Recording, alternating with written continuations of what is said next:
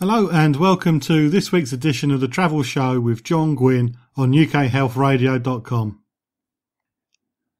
The weather outside can't make its mind up at the minute. It was freezing cold, then it's warm and it's wet. It's a horrible time of year.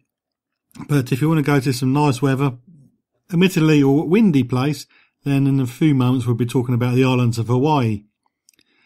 And Hawaii is a long way away, so when you go there you want to make sure you record decent records, take decent photos of your stay there so it's not wasted and you can really show off when you get back home. And later in the show my second guest will be Matt Widgery, I'm sure I got that wrong, who's a photographer, and he's going to share some tips on how to take photos and also talk about the types of photo holidays that he does so you can learn how to use your camera properly. But first, Hawaii. Like most people, before I got into travel, I wasn't too sure where Hawaii was. I didn't realise it really was in the middle of nowhere. I just knew it was one of the American states. I assumed it was quite close off the coast.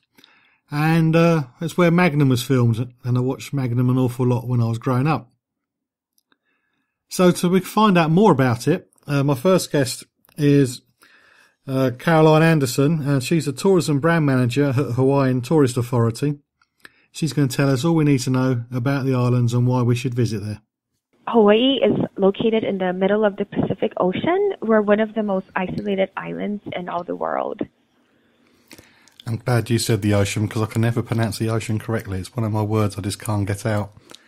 So, the Pacific Ocean? Yeah, that's it. It's just one of those things I can't say properly, so thank you for saying that. How many islands make up Hawaii? There's 6 major islands that can be visited. Starting from the oldest to the youngest, there's Kauai, and then there's Oahu, which is where Waikiki and Honolulu are located. Then we have some of the smaller islands, Molokai and Lanai, followed by Maui and Hawaii Island. So 6 islands can be visited. How many of them are inhabited? All of them are inhabited. Okay. Is there any islands that make up the chain? We are made up of the Hawaiian archipelago, which consists of over hundreds of islands. So I named the 6 islands that can be visited by visitors. Okay, then. It's an American state, but how come there's the Union Jack in the state flag? Because, back in, a couple of hundreds of years ago, our kings and queens were very close to the British royalty. So, there's that connection between Hawaii and England. And so that's why the Union Jack is there. Okay. And also, Captain Cook was the first European to come upon the Hawaiian Islands.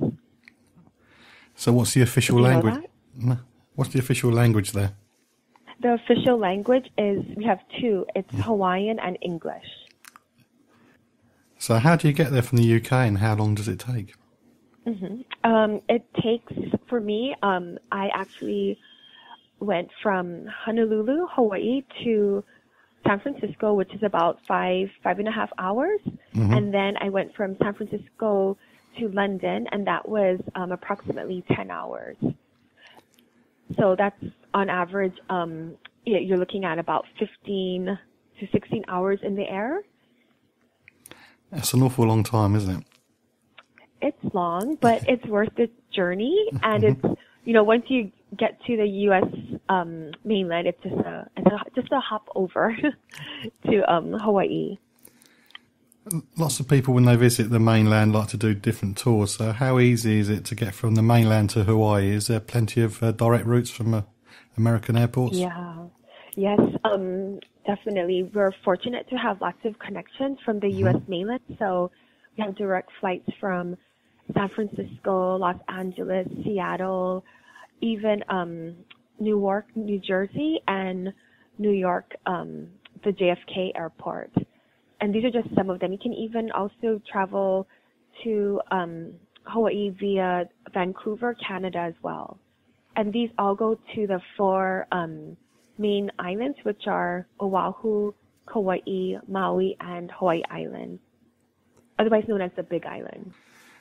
So we fly over to Hawaii and we need somewhere to stay. Is it all high-rise resorts or is there a wide range of accommodation? There's definitely a wide range of accommodations, ranging from, bed and breakfasts to stays in someone's home, all the way to luxury resorts and timeshares. When I was a travel agent, one of the common requests was for an all-inclusive resort. Do you have any in Hawaii?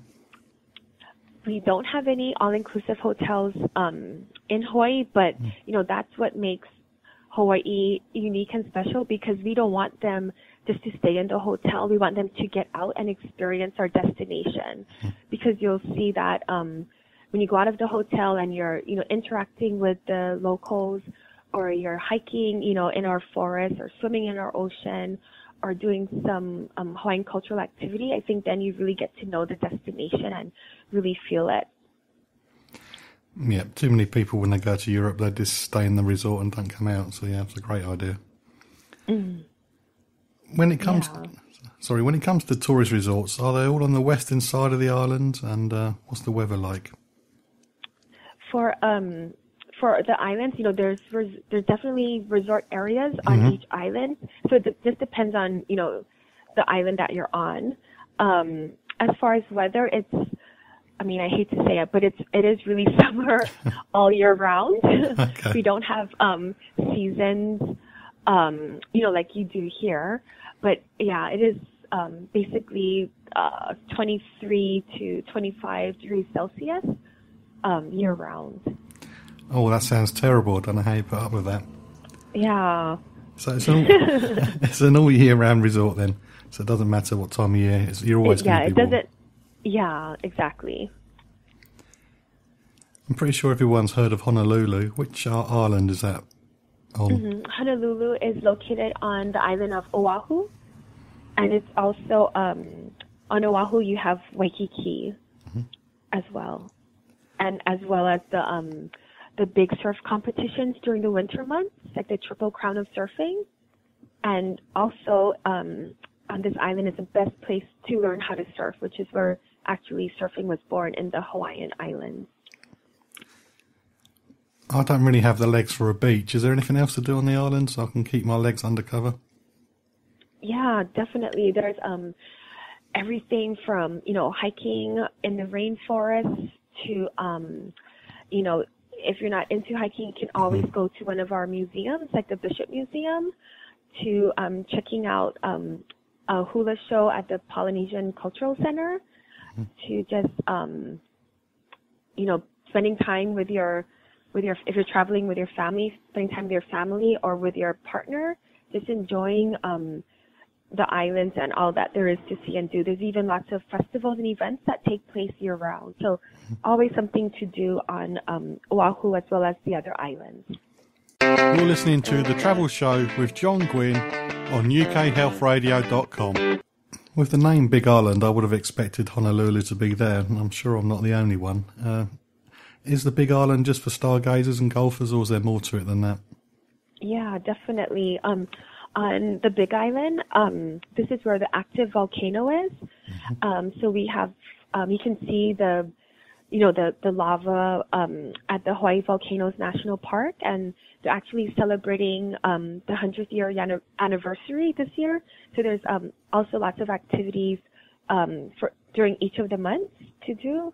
But yeah, definitely, it's not just for golfers and stargazers. You can even go swimming with the manta rays, or even take a helicopter tour to see the different landscapes of the island. Now, swimming with the manta rays, that really appeals to me. I'll have to give that a go. Yes, I think you should. What about the other islands? There's 4 left. What do they have? What's unique about them, and what can you see and do? Yeah, so for the island of Maui, one of the things lots of visitors do on this island is go whale watching. Whale watching season is from November through April, and you can just spot a whale if you're driving down the coastline, or you could take a tour, and it will take you, really, you'll see tons of whales, the mothers with their calves in the ocean, as well as you might be lucky enough to see some dolphins too. So not only is there whale watching, but one of the other volcanoes on this island is called Haleakala, and lots of visitors as well as residents go up to watch the sunrise in the morning. There's tons of small towns located throughout Maui, and it's just being surrounded with both residents and visitors, and just experiencing a unique destination compared to, say, in Honolulu, it's more like a city. So I think people appreciate the smaller town charms that Maui has to offer. There's also Lanai Island, which you can access it by ferry boat from Maui. It's about a 45-minute ride. And on this island, it's known as the private island. And what's special about this island is that it has 2 four-season resorts there. So you really have that luxury feel, and you can do everything from, hiking to kayaking in the ocean to doing some clay shooting there. And then you have the island of Molokai, which is known as the most Hawaiian island because there's a very large Native Hawaiian population, and it's like you've gone back in time. And what's special about this place is that there's an area called Kalaupapa, and it's a historic site, a national historic site. And what is important about that is, back in the early 1900s, I would say, this place was, people who had Hansen's disease or leprosy were sent to this area, and Father Damien took care of them. And a couple of years ago, he was canonized as a saint, so now he's Saint Damien. And what's special about this place is not only for the historical what happened to these people that live there, but also it's a place that can only be reached by mule ride or by hiking. And when you go there, it's just very peaceful. It's just beautiful, and it's just some place where you can think back to what had happened to these people. And it's a very touching place to go to. Mm-hmm. And then the last island I think I didn't speak about is the island of Kauai, and that is the oldest island of all the islands that you can visit, and it's meant for somebody who wants to just get away from it all, just wants to relax and rejuvenate. And so on this island, it's very scenic with lots of nature around you, and lots of films were filmed here, such as Jurassic Park, Pirates of the Caribbean, and Raiders of the Lost Ark, for example. So they do offer movie tours to see some of the sites